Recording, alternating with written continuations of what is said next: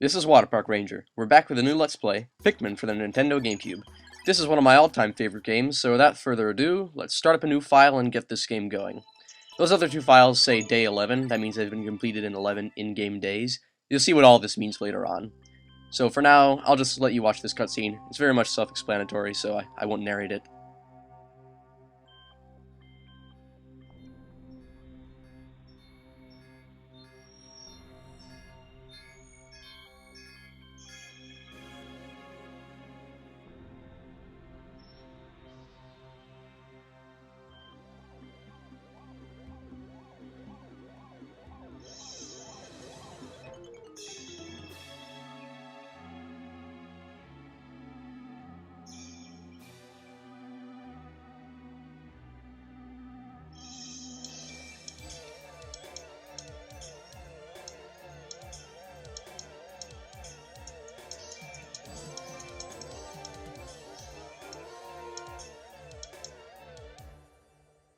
Just in case you're wondering what those fireballs were, those were different parts of the ship falling off. The impact site. This is the game's first area, the smallest. It's a training sort of area, just to get you familiarized with the basics of the game. And there's that wrecked ship from before. My name is Captain Olimar. While traveling through space, my ship was struck by a meteor. I must have blacked out, and I awoke on the surface of a weird planet. With so many parts lost, the skeletal hull of my beloved Dolphin is a painful sight. The engine is gone. I'm stranded. To make matters worse, my atmospheric sensors indicate this planet's environment contains high levels of poisonous oxygen. My life support systems can function for only 30 days. If I can't repair the Dolphin by then... No, better not to think about it. I must find the missing ship parts.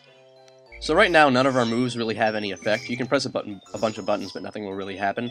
So just run around until you find this object here, and walk right into it to activate it.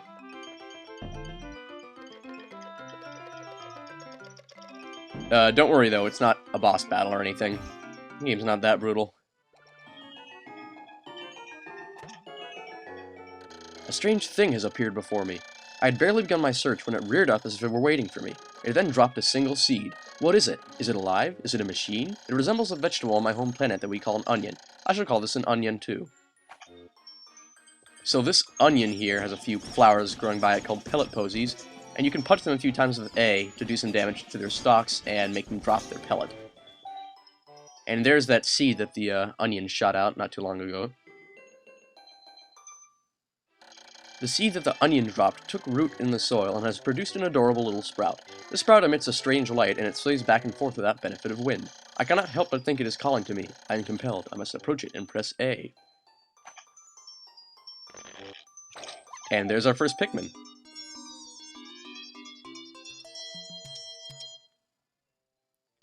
Extraordinary! When I plucked the sprout, it turned out to be a living creature, not a plant. Picking it has done no visible damage. It just stands there, staring at me. Its shape is similar to the Pikmin carrots I love so much. I believe I shall call it a Pikmin. Here I am, stranded on a toxic planet, fighting to survive, and yet I'm intrigued. I must research this fascinating creature. I shall try to grab it and throw it with A, and I will call it to my side with B. Perhaps it will react to C and X as well. So there's the buttons. The following controls appear to allow me to several viewpoints. L, rotate camera, hold to follow the cursor. R, zoom in and out. Z, change angle. I must survive. I need to familiarize myself with these controls and my surroundings. So let's try out some of those controls right now, shall we? A throws your Pikmin. B will call it back. The whistle shoots from that purple cursor right there. So hold A and release it, and the Pikmin will fly further than the cursor if you're running with it. Couple other controls. X will dismiss a Pikmin. You can call it back with B. And Z tilts the camera. R zooms out. And so just throw that Pikmin and it'll pick up the pellet there. And bring it back to the light underneath the onion. And in turn, more Pikmin are released. Astonishing! The onion has sown more seeds. The small red pellet the Pikmin harvested after cutting down a flower appears to be some type of food that can propagate more Pikmin. The onion seems to be a sort of incubator. Needless to say, I must study this strange life form more. So yeah, these are the basics of growing Pikmin. They'll always run and try to interact with whatever they can, and that usually means either picking up something or attacking it. And in the case of something that they can pick up, they're obviously not going to attack it. And if they can't pick it up, then they will attack it. So those are typically the two things that they'll do if they encounter an obstacle. And if you throw a Pikmin perfectly at the center of those pellet posies, it'll knock the whole flower down one shot, which is quite useful if you're trying to save a little bit of time. Though if you check the top right corner in the top of the screen, it says day 1, but there is no timer of any sort. Since this is a tutorial day, you can take as long as you want. So right now these are just ideas to roam around this area, gathering the pellets that we can find. Like the one on top of that really strange stump right there. Some of the landmarks around this area are really very strange, like all the shadows on the ground. Exactly what is above here making those shadows is a really odd pattern. Or maybe they aren't shadows. Well, it's an interesting sight nonetheless. Now that we have more Pikmin can do bigger things. For instance, you see that big 5 pellet there? That's the number of Pikmin it takes to lift it up. It'll also give us more seeds because it's heavier. That's typically the rule with most things you can pick up. And I didn't really show you this that much, but a very useful thing is to use L constantly in conjunction with the control stick to swivel the camera. That'll always give you a good idea of what's going on. And now we've amassed a sizable Pikmin army. We just gotta wait for these seeds to sprout. It can take a second, so you just have to be kind of patient. In the meantime, I'll just show you that C can move them as a group. It doesn't move Olimar necessarily, but the C stick will control the direction that Pikmin will run separate of yourself. Kind of complex, but the basic idea is that whenever they're under the influence of C, they'll quickly interact with anything nearby them, so you C near something and they'll swarm around it and try to interact with it. Like so. And because we have so many, they can push this cardboard box, which, according to the number, takes 10 Pikmin to push. And conveniently enough, it not only opens up a passage, but it slides right into place to make a ramp for us to use later on. The Pikmin are as curious as children. They form groups to perform tasks that would be impossible for an individual. A glimmer of hope has begun to shine in my heart. If I can make use of their skills, perhaps I can fix my ship. I shall sum up all I've learned of Pikmin conduct. Approach and press A to pick sprouts. Press A to grab Pikmin. Release to throw. Press B to call them. X to dismiss. Use C to command and control the group. L, R, and Z control perspective. I shall record all of this on my computer. I can press Y to access the computer.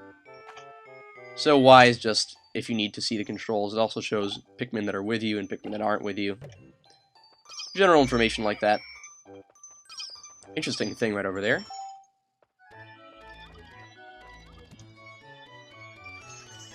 It's the... Amazing! There's no mistaking it. My ship's engine rests before my very eyes. By a stroke of pure luck, I have already stumbled upon the most important piece of my damaged craft. Fate has smiled upon me, but how will I get it back to the Dolphin? Yeah, that's a very heavy object right there. Fortunately, we have a lot more pellets that Pikmin can carry here. Very nice. There's also a big rock wall thing over there. So A can get Pikmin up onto that ledge. And the rock wall can't be taken down at the time, just because we don't have the means to do so. But, as you can see, there's some stuff behind there, and we'll see exactly what that stuff is on a later date. Nice, different camera perspectives here. Yeah, changing the camera is always the best idea. I mean, it's a very overlooked thing, but the camera is very important. You'll run into a lot more trouble than you need to if you don't control the camera. Dolphin's main engine. It was pure luck that I found this piece first. With this, I can at least lift off. So it has a second description if you run up to it and press A, just in case you need to remember exactly what that part is named, for whatever reason. Now we have a lot more Pikmin to pull. When many Pikmin seeds sprout at once, I find it rather tedious to pluck them from the ground individually. My wife always told me I was no good at routine tasks. I guess I'll try to get it all done at once by repeatedly tapping A until I pick all the Pikmin from the ground. I notice that when I add Pikmin to my group, they become filled with excitement and flushed with bright color. At other times, they revert to a paler hue and give off a dim glow.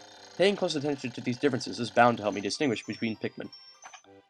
So if a Pikmin is not in your current group, usually it will just shine, and in its shining form, it will also try and interact with nearby objects. And to get them to shine, just throw them and don't call them back, or press X. And of course, to get them back, press B. So these are the basics of Pikmin control. And at the very bottom are a few numbers, as you can see. 24 and now 25. 25 because that's how many are under our control.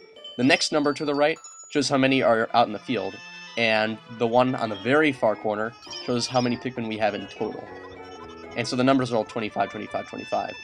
Now the reason it shows 0 on the left now is because they're all not currently under our control. It's because they're still in the field carrying that main engine. And of course the total population hasn't changed at all.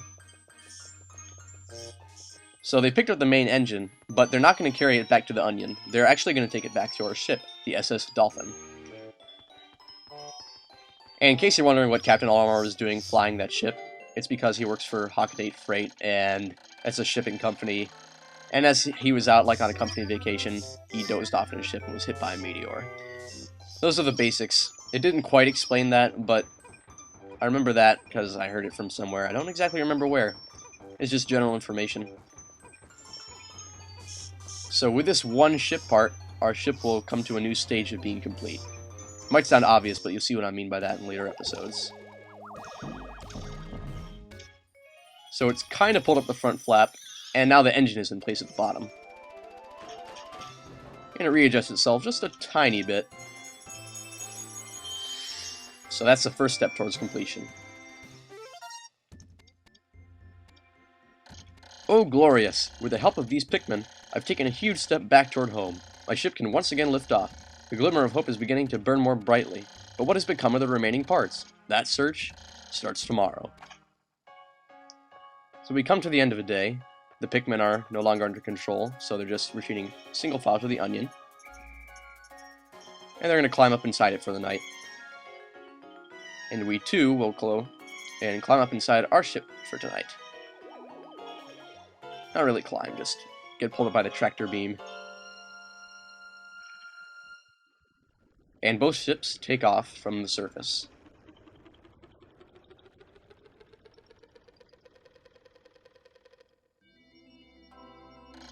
One day since impact. I have somehow managed to launch the Dolphin, but I was surprised to see the Onion lift off with me. Perhaps the Pikmin cannot survive overnight on the planet's surface, or have they merely decided to join me for other reasons? Either way, it seems they will help me again tomorrow. The Dolphin is missing 29 parts. If I can't recover them all, I may never return home to my family on planet Hockaday. Analysis shows life support systems will function for only 29 more days. How can I repair my Dolphin in such a short time? A dense forest is visible on the surface below. As it holds the key to my survival, I name it the Forest of Hope. I explore it tomorrow. And here are our daily statistics. We routed 25, and we haven't lost any or left behind any. So let's just save. We have 29 more parts to get. 29 more days to get them. It's the start of a grand adventure. So this is the next area. We will explore the Forest of Hope next episode. See you then.